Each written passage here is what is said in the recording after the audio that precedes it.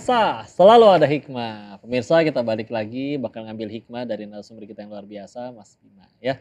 Mas Bima pengen tanya dong titik baliknya sampai akhirnya meninggalkan lah dulu gejolak jiwa muda yang dulu nih sampai di kehidupan yang sekarang.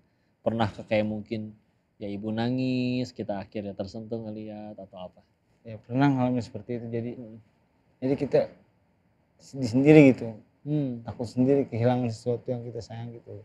Jadi sebetulnya sayang banget sama Iya, ibu ya. banget. Mas Bima ini berapa bersaudara sih? Semuanya 4 bersaudara kita. Mas Bima nomor? Saya yang kedua. Kedua. Iya. Adik saya ada 2 lagi yang kedua. Jadi salah satu faktor yang paling kuat meninggalkan ya istilahnya sekarang hidup lurus bener? Iya. Ibu kah atau selain itu ada lagi? Di muka.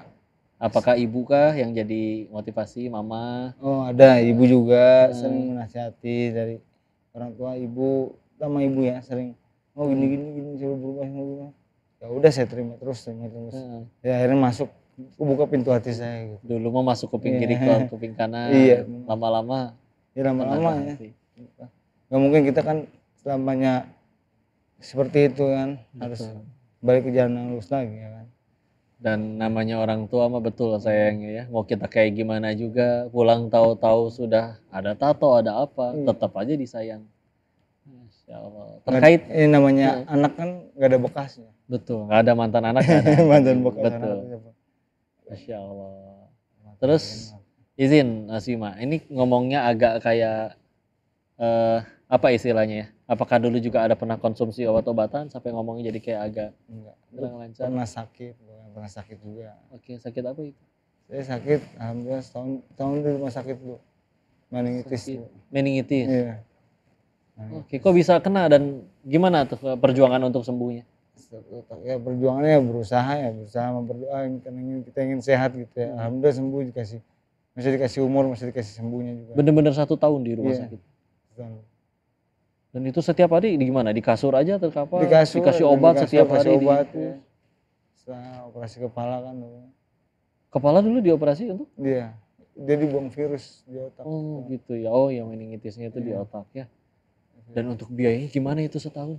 Makanya ya ada aja dari teman-teman, dari saudara, dari yang lainnya gitu. Dan sekarang sudah dinyatakan sembuh total ya? Alhamdulillah sembuh total. Alhamdulillah. Kapan itu udah sembuh total? Ya udah ada setahun. Oke, berarti masih 2 tahun lalu masih di rumah sakit berarti? Ya, ibu setiap hari datang jenguk nangis. Ya Allah. Sempat marah nggak ke Allah gara-gara sakitnya? Atau ngerasa sadar ya Allah mungkin ini adalah ganjaran dari kelakuanku yang dulu atau gimana? Ya memang ada rasa penyesalan, tapi kan seperti itu lagi, kembali lagi kita lahirnya manusia yang fitrahnya bersih, kembali ke fitrahnya yang bersih lagi. Kembali lagi ke fitrahnya. Terus mau diacak-acak lagi lah. Ya, udah-udahan lah ya, capek juga. Terus sampai akhirnya sempat masuk panti rehab. Panti rehab itu berapa lama? Dan di dalam panti rehab itu kayak gimana sih? Ngapain aja kegiatannya? Diapain aja sama orang di situ? Panti rehab tuh ya konsultasi, gimana kita kena aja panti rehab. Kena razia. Iya, kena razia panti rehab yang di jalanan, sering main di jalanan gitu. Ya udah cuma konsultasi sama saling kita bersosialisasi dengan lingkungan. Bentuknya kayak gimana? Kayak asrama kah atau kayak rumah sakit? Asrama. Kayak asrama. Iya. Kita tinggal di situ. Sampai berapa lama diizinin keluar? Izin keluar ya sampai biasanya 5 bulan di situ.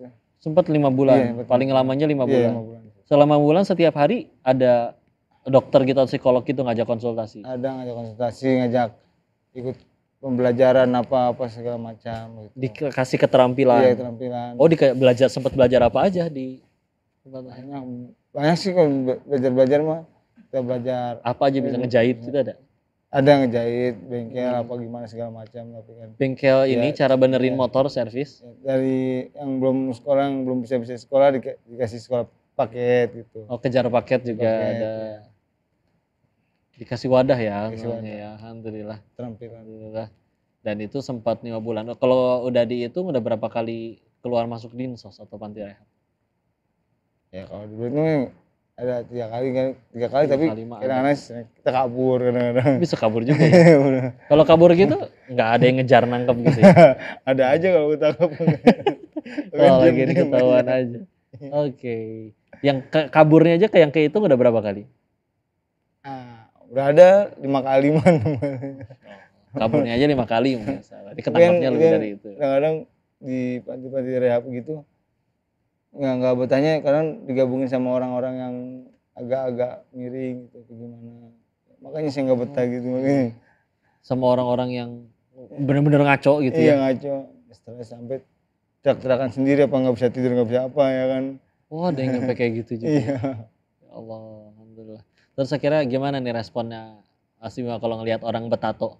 Apakah dinasehati, udah jangan tambah lagi gitu kalau misalnya?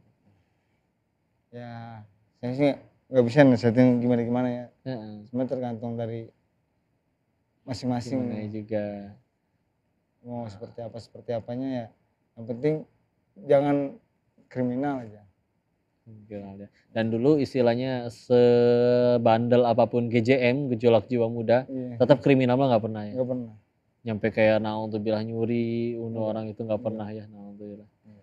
Alhamdulillah. Alhamdulillah. Masya Allah. Pemirsa, ini alhamdulillah. Ada sekian banyak pelajaran terkait bagaimana masa lalu manusia itu. Yang paling penting adalah sebagaimana kata Nabi, orang berdosa itu banyak, tapi yang paling baik di antara mereka semua adalah yang segera kembali kepada Allah. Lagian gak mungkin juga kita gak punya salah. Justru dari kesalahan itu kan kita bisa belajar ya. Seperti di segmen selanjutnya kita akan tanya-tanya lagi, ngambil hikmah sebanyak-banyaknya dari Mas Bima. Jangan kemana-mana, tetap di Sah, selalu ada hikmah. Tadinya kan diganti. Yang mana tadi? La ilaha illallah. Masya Allah. Tuh pemirsa, tatonya diganti. Gak cuma yang di badan, sekarang tatonya di hati.